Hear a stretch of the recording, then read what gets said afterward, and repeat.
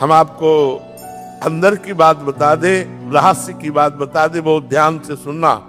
भगवान के मंदिर में जाके मांगना या अपने घर में भगवान से मांगना, दो बातें होंगी तो पूर्ण हो जाएगा, नहीं पूर्ण होगा। पहली बात, आपका भगवान से संबंध क्या है, आपने उस संबंध को माना कि नहीं माना, जाना कि नहीं जाना।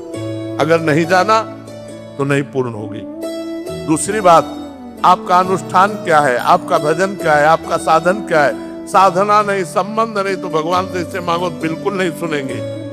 भाव युक्त पुकार ही भगवान सुनते हैं। भाव बिन सुनी पुकारे मैं कभी सुनता नहीं। भाव पूरित टेर ही करती मुझे लाचार है। भाव का भूखा हूं मैं और भाव ही एक सार है। अगर भाव नहीं है, हे भगवान हमारा काम कर दो, तुम्हारे नौकर है भगवान, तुम्हारे कर्जदार है भगवान, तुमने जो कर्म किया उसको भोग।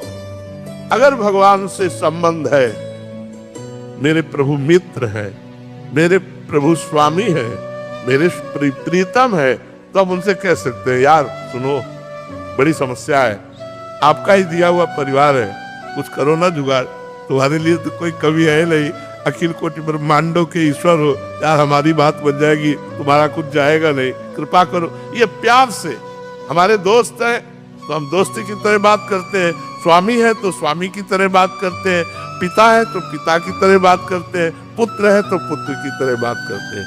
अब आप पूछ रहे हो 1 लाख का हार का और जेब में नहीं है 25 पैसे, तो धक्का मार के ही भगा देगा। तो कितना तप है तुम्हारे पास, कितना पुण्य है तुम्हारे पास, कितना आपके पास भजन है, अब वो है नहीं और भगवान से कोई हमारी पूर्ति कर दे तो सब मम प्री सब मम उपजाए। संपूर्ण सृष्टि भगवान की है और विधान रख दिया है, अवश्य में वो भोक्तव्यम कृतम कर्म शुभाशुभम। जो तुम पाप और पुण्य करोगे उसका फल तुम्हें भोगना पड़ेगा। दुख या सुख तुम्हारे कर्म के अनुसार तुमको प्राप्त होगा। कर्म प्रधान विश्व रचि राखा और जो जस करे तास फल चाखा।